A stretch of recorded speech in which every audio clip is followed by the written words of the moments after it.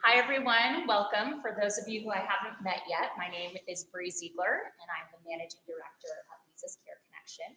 We're so thrilled to have you here today to talk about developing a personal emergency plan. This is always a relevant topic, but as we've seen in the wake of the devastating LA fires, this is relevant now more than ever to ensure that you, your loved ones, whether you are receiving care or giving care, that you have a plan in place should another disaster strike.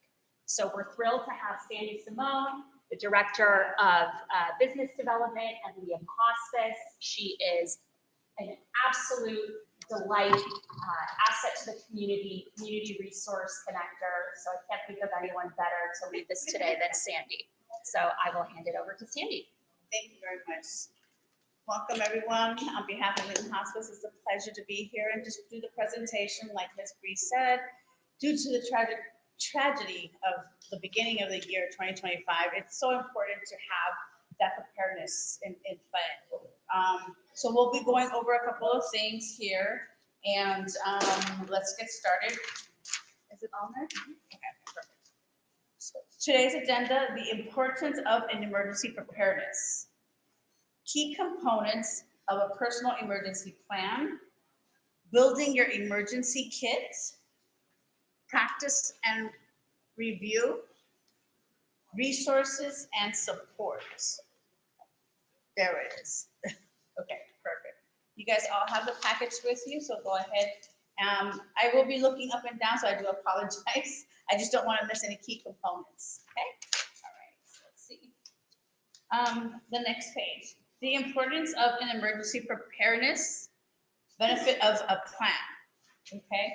Increased safety is gonna be number one, is that correct? Yeah, okay. A well thought out plan significantly increases the survival rates, right? Chances of staying safe and surviving during an emergency. It helps you anticipate potential hazards and prepare accordingly. Do we agree on that? Absolutely, right? Protection of assets. The plan can include measures to protect your property and assets, such as securing valuables, shutting off utilities, and contacting insurance providers. I'd also, did I miss one? Let's see here, number two. Reduce panic and stress. Panic is a big one, right? During an emergency, the first thing we do is panic.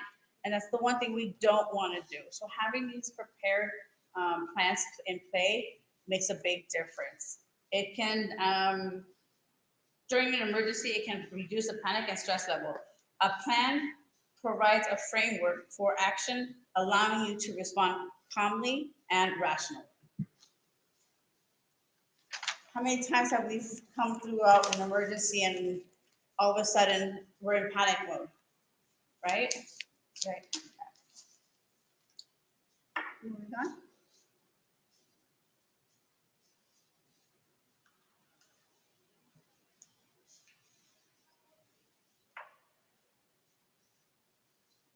Yes. Okay.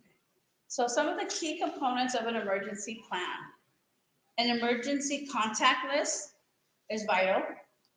Family, friends, doctors, how to contact each neighbor, person's phone number, email, design meeting place is also important. In evacuation, if necessary, consider a communication or an app of service. How many people know how to use the apps for communication? That's kind of a hard one, right? I'm not a text. Right? Or do we have like a phone list on the refrigerator with everybody's emergency contacts? We want to put that together. Absolutely, absolutely. Your doctor's information, right? Next of kin, also very important to have. Having it somewhere where people can see, or when you have to go in an emergency, grab it and go, maybe like in a file. Those are all important things. Okay, evacuation. Plan and identify safe evacuation routes. I think we saw this during the fires, the Palisade fires. people were driving and there were so many people stuck in the cars and they were evacuating their cars. This is something that you never know what can happen. So having a designated plan and evacuation route is very critical, right? Determine transportation. How about options on personal vehicles? What car are we going to take if we need to go in an emergency? There's public transportation. There is, well, you want to practice evacuation drills, right? I know I do this with my kids at home. Okay, where are we going to meet? How are we going to evacuate? Are we going to be outside? If there's an earthquake or something, you have to have a designated area, right? And then consider accessibility needs. Sometimes there's a few of us who might be a little slower. Do we have our wheelchairs in line? Do we have all the proper equipment necessary? Absolutely. It's also important. Let's see. Okay. What about shelter in place? Identifying a safe room, like I just said, in case of an emergency, the backyard or down the street at a park. Those are all important, correct? Stocking up on pile essential supplies, such as food, water, flashlights. Flashlights are a big one, right? But with flashlights, we got to make sure we have batteries. So batteries is also very important because what's the use of a flashlight if we can't use it? So that's something that I constantly tell my husband and my family is make sure we have extra batteries set aside, right? Okay. Always use the kind of flashlight that you crank. They have the ones that you crank, Yeah. right? They do. I think my husband likes those because in case there's no battery, he can always crank it. Yeah, absolutely, absolutely. I personally have not seen one. It's good to have. They're not that big of a deal to put them camping because that way the kids can use them as long as they want it. And it didn't go out. There you go. Absolutely. They need an exercise. Yeah, the good arm workouts. Absolutely. Absolutely. Okay. Key components of a personal emergency plan. List of medical conditions, allergies, and doctor contact information. Insurance information. How often do we have that handy laying around? It's important because when we're running out the door in the case of that emergency, there's so much that we can grab with us and leave, right? So having that together is always very important. What about your advance directives? A living will or your power of attorney? Do we have that in play? Do we have it handy? Do we have it in a file set that we can just grab and go? Those are key components to have in case of an emergency, right? And keep a copy of this information, again, easily accessible. Grab and go. Grab and go. Are we doing questions in between? Oh, are we doing any questions in between? I have a couple. Yes, of course. I didn't know whether to save them till the end. I've always questioned on extra medication because when you have insurance, that doesn't always work. How do I get, my husband's got 25 medications. How do I get an extra supply of medications when the insurance company won't do it? Unless I pay out of pocket. Good, that's a good question. Lefty, maybe you can answer that question for me? Hi, everyone. Sorry, I'm a few minutes late. I'm the level site administrator. So you are correct. So the insurances will only give you a set number of medications. Typically in an emergency situation, they will open up certain pharmacies and things like that that you can go to try to get additional. And when there's an emergency happening, they're typically like, they'll give you at least a 7-day supply or whatnot. Okay, But make sure, what I would do is make sure that you have your list written out of what medications they're on, who the prescriber is, and make sure you carry that list. And usually, like if you go to CVS or Kaiser or somewhere like that, they can do a printout for you. So every couple of months, as your medication changes, make sure they're giving you a printout so that if there is an emergency, You can go to any local pharmacy in an emergency situation that is declared an emergency. They will all work with you, especially if they're life-threatening medications. Okay, and then the second question, my husband's bedbound, so I've always questioned, how the heck am I gonna get him out of the house? Because in the event of the fires, or an earthquake, if I call 911, everyone's calling 911. How do I get an ambulance to take us somewhere? I have a foyer lift, but that's gonna get in the front yard, that's all that's gonna do. Right. How do I get him safely? Yeah, good question. That's a great question. Do you also have a transport wheelchair? We have a wheelchair he could probably sit in for a short while, from the Yes. foyer into that. But we can't get him, he can't stand, so we can't get him to the car. So I wondered about that. I was even gonna call 911 or Yeah. the ambulance group and say, what do you recommend? Is there a back line? I can call? Right. Exactly. Right. Yeah. So for emergency situations like that, you are correct. A lot of the times, if you're trying to get an ambulance or calling 911, all the lines are busy. Look for your local Burbank phone number. They usually have a separate number for Burbank for emergency situation, or whatever city you're in. Look for the local numbers. And make sure you call those if 911 or an ambulance company is not accessible. The thing I would say to you, since you have a foyer lift, make sure you have a wheelchair that you can put them on and then wheel them down, even if it's down the street. If that's gonna get them to safety, wheel them down the street, and then call that local number and see what other resources or support. The only other thing, because we were just going through this with the fires, it was really hard to get ambulance companies to come and pick up patients of ours. We were looking at Uber also. We were looking at other options like Uber.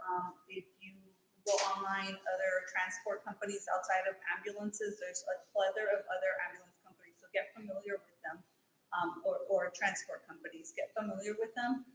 Also, I would contact, before an emergency, I would contact your insurance, and they also have transport companies that they work with aside from emergencies that they may be able to offer you in an emergency situation. Thank you, thank you. Okay, any more questions on that one? We'll move forward. Okay. Building your emergency kit. Number 1.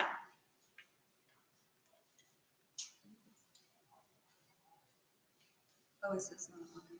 There's one that's not. Okay, building your emergency kit. Make sure you have a 3-day supply of non-perishable items. What are non-perishable items that you can put in that kit? Costco has canned cooked chicken, Yeah, tuna fish. They have Martha's lentils that yes. are in a pouch. You can eat those cold. So items like that, I buy gallon bottles of water, store them for 6 months, pull them out, use them, and replace them. Right, which is that's on my great. list to do. Yeah. So Costco, Sam's Club, all of these places, even Walmart, they usually have like these bigger stacks of canned goods that you can purchase. Just look at the expiration dates. You usually want to have something that expires in a year. Make sure as you're building a box of non-perishable items that you maybe create a list and the date that they expire so that you're constantly looking at them. And never ever store food or water on cement in the garage or anywhere. Okay. Good for that. Because, the chemicals in the cement can reach into the products. That's a great point. Yeah. So store them high enough where they don't get some of that cement chemical. Okay, great. Any other suggestions for non-perishable? Well, I actually went ahead and contacted a company called, I think it's called Mountain House. Mhm. And I bought the dehydrated. It's good for 10 or 15 years. Oh, Yeah. So I've got enough of that for each of us at the moment. So Yeah. haven't tried it yet, but if you're really hungry, I suppose you can. Yeah. It's dehydrated, you just need one. And what is it called again? This company is called Mountain House. Yeah. But there's other companies that sell dehydrated food, like some people buy it for camping, Yes. but also emergencies. So that's a great idea, looking for companies that sell those very long-term, non-perishable items. The other thing you brought up is have a 3-day supply, but multiply it, right? Because it's the 3-day supply per person that lives with you. So make sure you have enough for everybody that's with you. And your pets. And your pets, And your pets. absolutely. Mhm. You want to store water, like you said. Buy water, recycle it every 6 months is probably a good idea. Recycle that water. The other thing is water stored in room temperature. If it's especially like if you put it in the garage, if it gets really hot, it starts to bubble up. You don't want to put it in a place where it's going to get too hot. So make sure you have it at a good room temperature.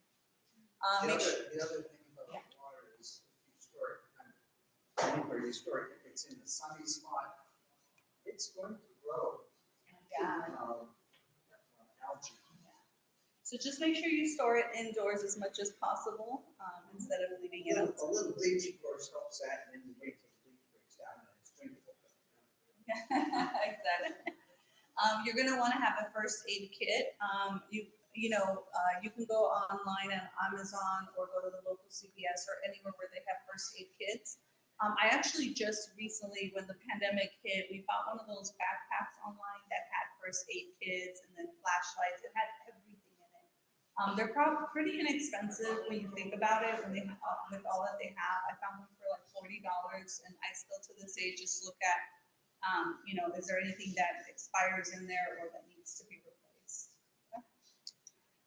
Flashlights, as we said, and extra batteries, and we really like the idea of those cranking flashlights.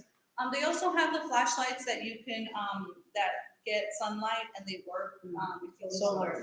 Thank you. The solar ones. They also have little solar stations that will recharge you to use that for phones and things. Yeah, definitely. And sometimes, if you are replacing your electrical panel at home, they can put a switch where you can use a generator to connect it to the switch, and you can power your entire house. But those get expensive. So, I mean, if you're going through an electrical upgrade, make sure that they put a switch so you can put a generator. But again, the generator is probably most likely gas powered, so make sure you have some gas tanks close by.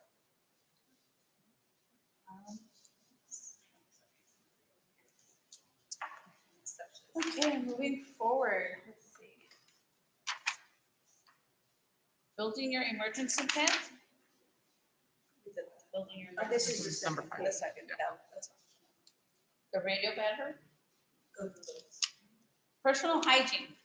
Personal hygiene is a good one too, right?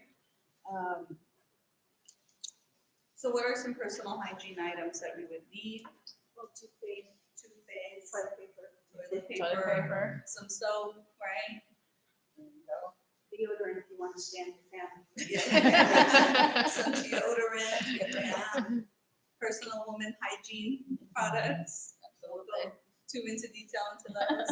But just make sure you store a toothbrush, the basics, toothbrush, toothpaste, some deodorant, anything else that you use. So if you have an elderly loved one that has skin breakdown, maybe store some additional cream, whatever cream they're using.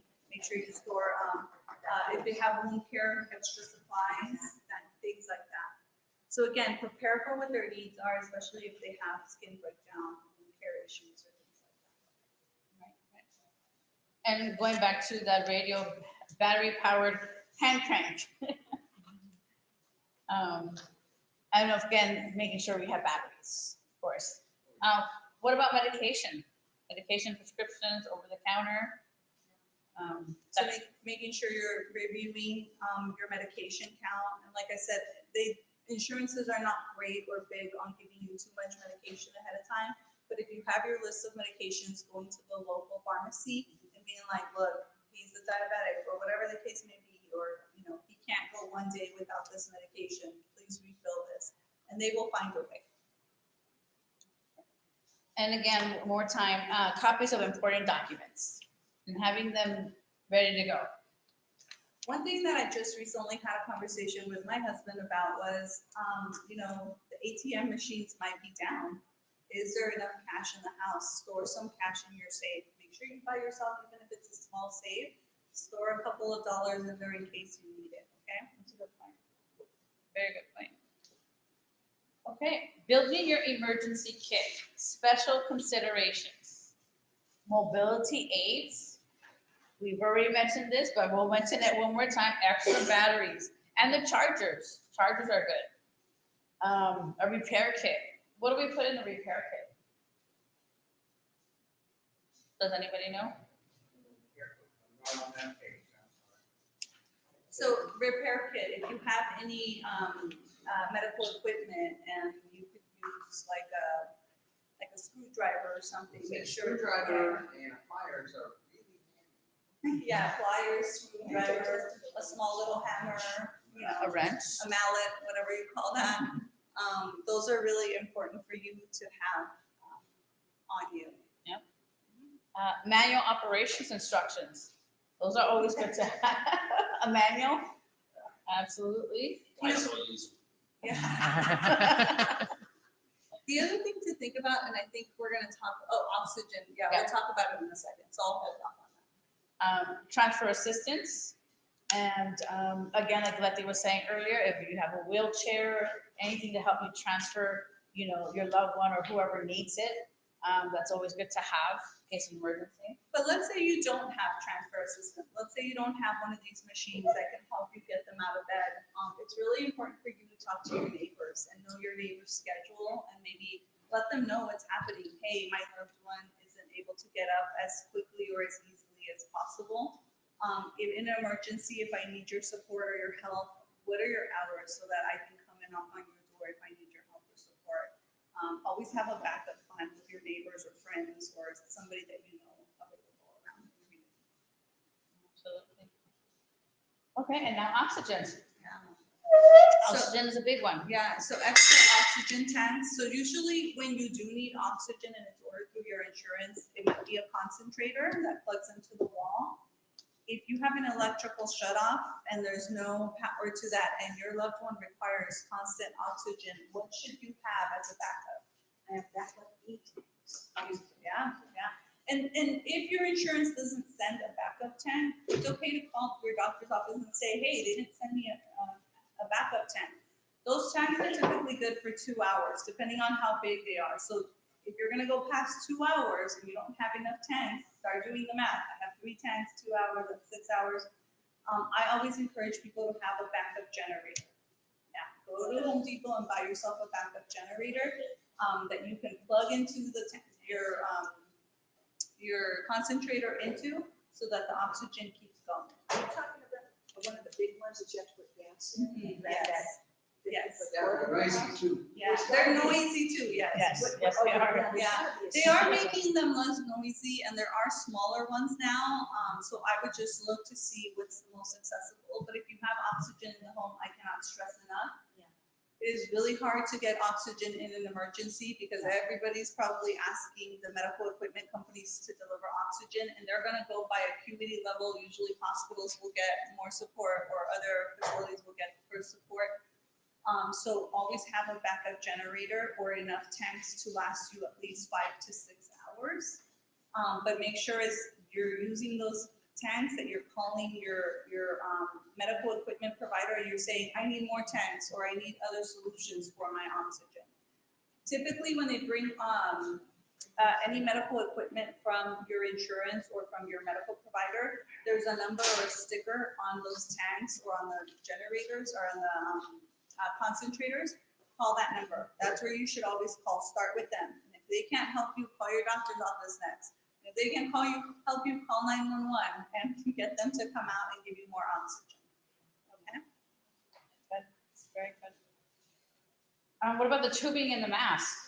That's also important, right? Always ask for extras because in an emergency situation, what I would do is have that backpack I was talking about, put a mask in there, put a tube in there so that when you're ready to go, you just grab that bag and you have at least the basics in there. Medical information. Emergency contact information, make sure that you're taking all the emergency numbers. Again, put it in a backpack. Who's my doctor? Who's the local Burbank number that I would call for an emergency? Did I find transportation separate from, the 911 or the ambulance calls? Who's my, next of kin? Make sure that you have all of that available. You were talking earlier about having like your financial or your power of attorney or other documents. I would also email those to me and put them like on a vault online. or just an email and store them safely somewhere in an email so that in case something, your paperwork burns or your backpack gets lost or stolen, you can go back into your email and pull some of these things up. Okay, good point. That's a good point. Okay. What about dietary restriction? Non-perishable foods, nutritional supplements, hydration. We were talking about hydration earlier. That's a good one. Your medication.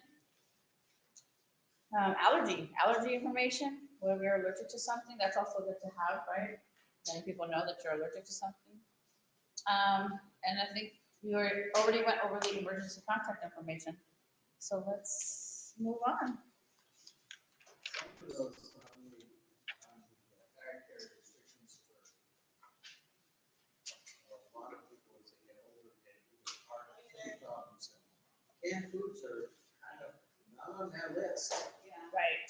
So, I mean, in an emergency situation, you're gonna have to try and maybe have to eat some of the things that are not on your list. But what I would say, for example, for people who are doing like puree diets, like maybe they can't swallow right, now they sell these Ninja cups that you can actually travel with, and they actually, they have batteries on them, or you can actually charge them for a while and keep it charged up, and you can actually go with those and try to, puree their food in those Ninja cups. Yeah, I actually just bought some for my mom. So because she travels a lot back and forth, and so I sent her with that because she likes to make a shake every day. So you can actually puree food as you need it. It's called a Ninja cup. Yeah, it's a You can Ninja. get them at Costco. Yeah. Costco, they have them. They have them at Costco, and they sell them 2 packs, so I would carry some of that. I would also do some online research on like what can we do non-perishable food items for certain diagnoses, and then start buying some of that. Okay. And again, if worse comes to worse and your loved one is not in great shape, call 911. Take them back to the hospital if need be. There's always the hospital scenario. I know a lot of people don't love the hospital, but if you're worried or concerned, always call an ambulance or 911 and get their feedback, even if it's over the phone. Like, hey, I'm noticing this with my loved one is happening. What do you think I should do? So during an evacuation, emergency, go back. Sorry. Do we have paperwork on this? Everything is on your package. I don't have the dimensions. Oh, actually, I do apologize. I did not put that on there, but I can get it for you. Yeah, We were just go over a couple of things. Sure. And if you want to just kind of write them down, we'll go ahead. You forgot the page about dementia. I got I'm not touching dementia. that one, but okay. I do apologize. Emergency situations and people with dementia.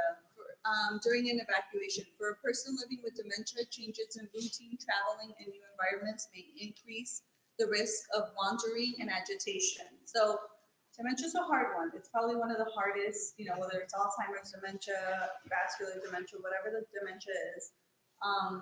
It's hard enough to keep them comfortable and safe at home and not changing their environment, right? The moment you change their environment, the agitation goes through the roof, their wandering risk goes through the roof, because you can't be awake 24/7, right? And so maybe you don't have the safeguards you had placed at home for them not to wander. So when appropriate, share the diagnosis with others, such as a hotel. So if you stay in a hotel or in a shelter, don't be afraid to share what's going on with your loved one. I know there's a lot of the stigmatism about sharing sometimes what's going on physically or health-wise with your loved one. But in an emergency situation, we should all be here to help each other. So it's okay to say to the hotel, hey, just a heads up, we're staying here for a couple of days because of the emergency. My husband may wander. And sometimes they have plans in place to how to stop that. Sometimes they can put an extra lock on the door, or they can put some type of chime on the door so that you can hear, if they're opening the door or not. Or they have, sometimes they'll say, okay, call your medical equipment company or call your doctor's office and they can give you a bed alarm. So they'll give you ideas on what to do. That would be one of my #1 ideas. If you have a loved one that you're worried is going to wander, and maybe you're on 2 separate beds because that's all they had, I would call the doctor's office and say, get me a bed alarm as soon as possible. And you place it underneath the patient so that the moment he gets up, he or she gets up, it'll alarm you. I also heard of somebody that, and I don't mean this in a cruel way, but they had a rope that they tied to their spouse so that they were both tied together, and then so when one was getting up, they would know. Yeah. I mean, That's a real Yeah. easy fix. I mean, honestly, in an emergency, you use whatever you can find, let's be honest, like sometimes, but I would say do it safely. What I would say is they have these mittens or gloves. I wouldn't do a full-on rope, and it probably wasn't a full-on rope, but they have these gloves that you can tether to the side of the bed. So that if they do try to move, it makes it harder for them. But again, restriction or restraints are hard because you also don't want them to suffer or for something to happen. So just maybe get something that the doctor feels would be appropriate. Call the doctor's office, talk to them about the scenario. If you can get a hold of them, if not, again, call 911. So again, it's on a case by case. There are restraints and most restraints that you find with medical equipment companies or supply companies, they will try to be as safe as possible, such as mittens with the rope that you tie to the bed. They try to be as safe as possible. Yeah, a strap, yeah. But again, sometimes it's as easy as telling them, hey, is there a way to make sure we can double lock the door, maybe from the outside, or is there another way to lock this door so I can ensure he won't leave the door? Or they'll just keep a closer eye, or maybe they'll keep an attendant near the door or something like that. This was, when both people were sleeping that way, they couldn't even wander around the room, get their. Right. Yeah. Again, share the diagnosis. Don't be afraid to share it with family members or wherever you're staying or whomever is sheltering you, so they can better assist. Try to stay with a group, or it only takes a moment to get lost. So as you're out there trying to get to safety, try to stay within a group if possible, if you feel safe. And please make sure that you're always going in pairs to do things. Do not leave the person living with dementia alone. So if you need to walk away, try to always take them with you, because again, nothing more unsettling than a new surrounding, but also new people. As they're standing near a new person, that's really going to set them off even more. Okay. Do your best to remain calm, as this may help reduce their anxiety or confusion, because they typically feed off of what you're showing them, right? When you have dementia, a lot of the times, they start to lose the ability to speak or understand phrases or understand talk. So they usually look at your facial cues and how you manage yourself. So if you're stressed out or making a lot of hand movements like I am currently, you might actually confuse them more and they may get more agitated. So try to have a relaxed posture. Try to, even if you're talking negatively about something, smile to them so that you're signaling to them that everything's going to be okay. Tips for preventing agitation. Be prepared for the person living with dementia to experience some agitation during an emergency. This happens on a daily, even when there's not an emergency. So just here are some tips. Find outlets for anxious energy, such as taking a walk together or engaging the patient in tasks. I know it's a hard time when there's an emergency to do simple tasks, but simple tasks actually keep them motivated because they feel like, oh, this is what we normally do, right? So maybe take them for a walk or do something that you would do on your daily routine. Find outlets, redirect the person's attention if he or she becomes upset. So sometimes redirection may look different for everyone, where maybe you just point out something that they really like, or maybe carry something that's very near and dear to their heart that they remember even with food dementia. Not a lot of people are fanatics of toys or bears or things like that because they don't want people to feel like they're children, right? They don't want the dementia person to feel like they're children. But if there's something that is very near and dear to their heart, whether it's a blanket, a poem book, or something that they always cherish and they'll remember the moment you give it to them, maybe pack that in an emergency bag, okay? Make sure the person taking medications as scheduled. The thing with dementia or Alzheimer's is if you go off the routine with medications, it's only going to add to the confusion and the agitation and whatnot. If they start to get more agitated, again, try to call a provider. If your provider is not available, or maybe you can't use the phone system, just make sure that you're staying to the routine. But if you are able to get in contact with the provider or your doctor's office or 911, make sure that you say, okay, is it time to up it a little just right now through this situation? Yeah, need some extra for you. Yeah, exactly. Make sure the person is taking medications as scheduled. Try to maintain a regular schedule for meals and sleep. So make sure that you're paying attention to the time. If your watch is off because it doesn't have battery, make sure you carry some type of non-battery operated time system, okay? Or always look at the sun, right? Always look to see, is it getting darker or lighter outside? Yeah, exactly. Try to maintain a regular schedule for meals and sleep. I already said that. Avoid elaborate or detailed explanations.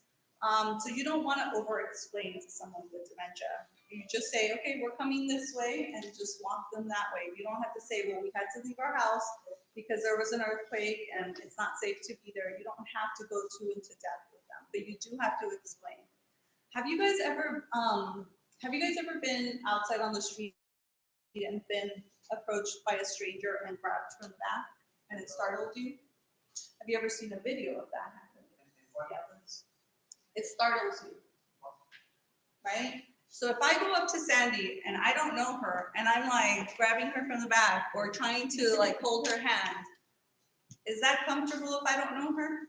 She's probably gonna sock me, right? She's probably gonna punch me or something and start yelling. Remember, people with dementia or Alzheimer's, it might be their first time seeing you again. So every time you see them, or anytime a stranger sees them, make sure that they're approaching them in a very kind and gentle way, and that they never approach them from the back, number one, but also as they're facing them, that they're sharing who they are again and asking for permission to touch them, to do anything. You never want to just go up to someone with dementia and rattle them, okay? Or to the dogs and cats. Yeah, exactly. You don't want to just go up to a random dog or cat. Be prepared to provide additional assistance with activities of daily living, because again, now their schedule, now their sense of familiarity has changed. So now you have to make sure that you are going to participate more so with their activities of daily living, but also get some help with people who are with you and say, I'm going to need some help today with my mom, even feeding her, because she's going to have a moment of confusion because we're not at home anymore. So I'll let you know what I need help with as we're doing. Remind the person that he or she is safe and in the right place. Continue to affirm that, again, facial posture, facial features, the way we talk, the way we sound. Do we elevate our voice when we're talking to them? Make sure you're staying calm, collected, and that you're looking at them. I know, yes, yes, for sure, for sure. Helpful hints during episode of agitation. Approach the person from the front, again, and use their names, never from the back, and never just grab their hand and lead them. Tell them, we're gonna go for a walk, and then say, is that okay? Grab their hand and lead them. If this is your first time meeting them, make sure you build a bond first before just grabbing and taking them for a walk. Find out if the pain is a source of agitation. So as they're agitated, if you notice, sometimes they can't tell you that they're in pain. Some can, some cannot. So if they can't tell you, notice if their face is grimacing. Notice if they're maybe making like facial grimacing that can signify that they're in pain. Okay? If they are in pain, again, try to call a provider or 911 to ask, what should we do in this moment? Make positive statements, again, in a low-pitched voice. Respond to the emotions expressed rather than the words, and offer comfort. Explain you're frightened and that you want to go home, and it's okay, I'm here with you. So sometimes it's okay to say, I know, because sometimes they'll repeat, home, home, home, or I want to go home. And so it's okay, we're going to go home soon, but right now we're here, and then maybe redirect them to do another activity.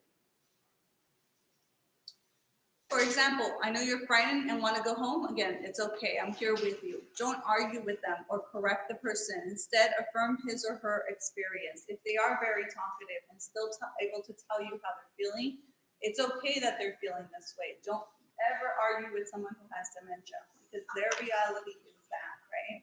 What they're feeling in the moment. Yeah.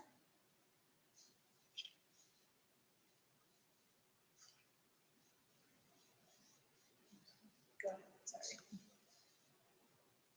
Oh, it doesn't want to leave this page. Okay, all right. Practicing the plan. Thank you, Lefty. Yeah. Practicing the plan. Practicing. It makes it smoother during the transition, right?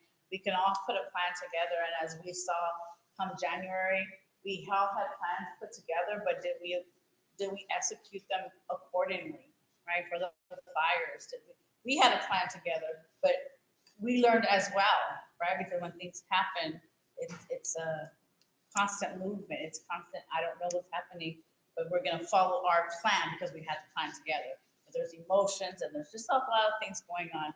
So practicing the plan is going to be a significant part of it, right? Can I add one thing to that? I know we talked about knowing your local, like for a bank station, police station, fire station, the local numbers. Make sure you know where their open areas are for housing, like the civic center. Where are they taking patients if they get displaced? Make sure you call or you find out through centers like this, like, hey, will you take us if there ever is another fire or an earthquake and we get displaced, so that you know where you can kind of go to if you need shelter.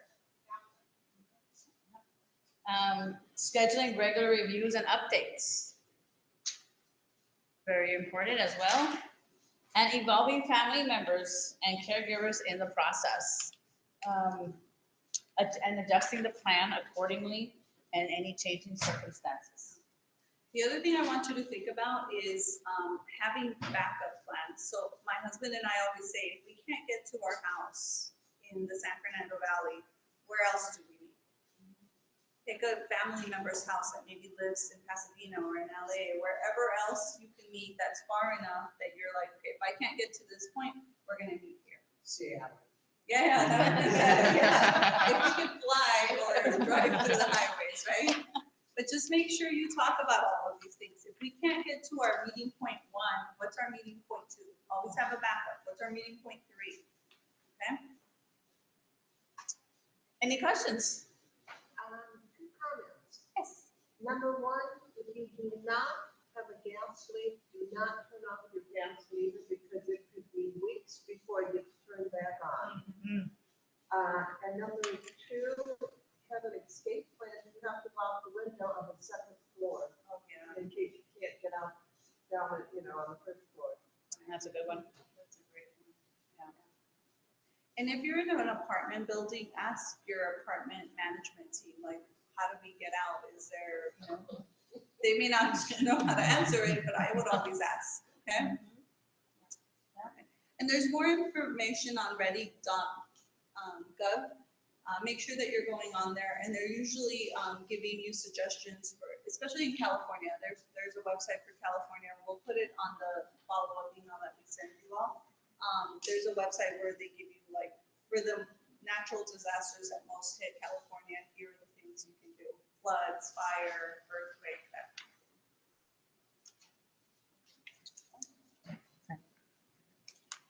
Yes. Can you speak to how you managed evacuations for LIEM Hospice patients when the fire happened? Yeah, absolutely. And if there's any hospice specific emergency planning? Yeah, so we kind of go through the same emergency planning for hospice. We actually have a checklist like you guys would, and we also do, so we start with, we have a list of our patients that we have printed out. And we print that out every couple of weeks just to make sure we have the most up to date. If there is a programmed situation coming up, such as the fires, or there's going to be flood potential, we start printing them out even more ahead of time. And through that list, what we do is we verify, okay, who are our patients that are the most sick, meaning acuity level, who needs the most help, who's bedbound, who has oxygen, and then we start making plans for those patients and residents right away. We start working with our medical equipment company, with our supplies company to make sure that they have enough. We also give families instructions. So for example, we were talking to the families that had oxygen. Okay, is there a power outage? Is there a potential for a power outage? What's the backup plan? Do you have a generator? Do you have oxygen tanks? And then we start formulating how many hours of oxygen do they have still available. In the fires, we started calling everybody that were in those areas that were affected, and we were calling them daily, and we were like, okay, are you in a zone where you're going to be evacuated? But if yes, okay, let's talk about a plan. If no, here is a plan in case you do need to be evacuated. And we did have an honest conversation with all of the families about, we may not be able to get you an ambulance in the moment because everybody is being dispatched to, wherever they need to go. So we came up with an Uber plan, driving them, the family driving them off and away, where are you gonna stay? And we talked to the families about what civic centers, for example, the Pasadena Civic Center was opening their doors to people who were displaced, and we actually sent a patient there for a few hours. Some of our patients were in nursing homes that were being evacuated, so then we found them other nursing homes that they were gonna be placed into, or other facilities that they were gonna be placed to, and again, that's where we were going back and forth on. The facility has a bus, they can drop them off, or we need to send an ambulance, or we need to send an Uber, or worst came to worst, we were like, okay, I have a car that can fit 2 or 3 patients, because in those moments, it's all about safety and let's get them out of the way, out of harm's way. So again, and then we were also reviewing, do you have enough food supply? Because we also have food supply, so maybe we have to drop some off. But if not, do you have enough food supply? Do you have enough medications? And then we were calling the pharmacies, making sure that they were sending out more medications or that they knew where our patients were. So then that was another thing we were doing. We were contacting the staff, the medical equipment company, the pharmacy, and letting them know this patient is no longer here, now they're here. We'll let you know when they go back here. So we were kind of coordinating back and forth all of that. We probably spent a whole week coordinating for the most part. Luckily, none of our residents lost their home or were displaced for long term. We were able to go back. Oh, sorry, thank you.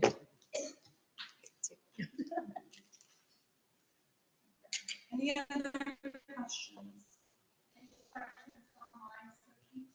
No.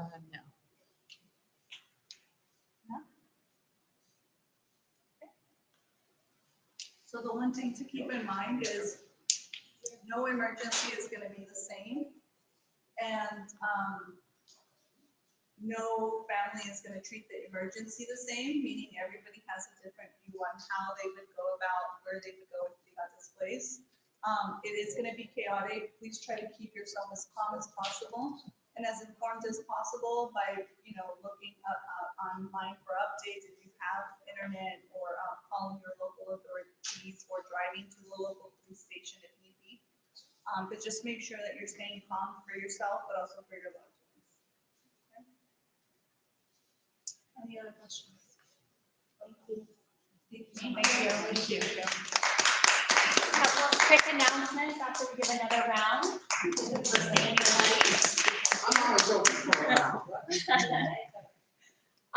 So at Leeza's Care Connection, we do a lot of programming. If you have any questions, you can find us over there. Happy to give you flyers or talk through them. There are 2 particular events coming up that I'd love to highlight, and that is on the 1st of April. Not an April Fool's joke, we are doing Caregiver Spa Day. So if you are a caregiver or if your loved one would like to receive spa services, we will be providing free spa services in partnership with Beauty Bus.